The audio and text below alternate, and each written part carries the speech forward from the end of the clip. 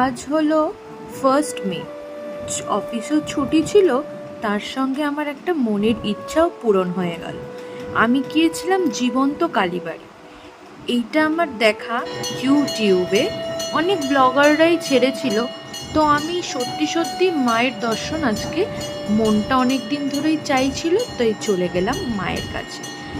শিশুরূপে জীবন্ত যেন একটা মা দাঁড়িয়ে রয়েছে। অদ্ভুত সেই মায়ের মুখ যে দেখলেই মন ভালো হয়ে যায়। এই মায়ের পুজো দেওয়া হয় আতপ চাল আর পাকা কলা দিয়ে। সবাই এটাই দেয়, অনেকে প্রসাদও দেয় মিষ্টি, কিন্তু মা নিজের পছন্দ হচ্ছে আতপ চাল আর পাকা কলা। আমিও তাই দিয়েছিলাম। সব শেষে পুজো অঞ্জলি দিয়ে ভোগ প্রসাদ খেয়ে মা দর্শন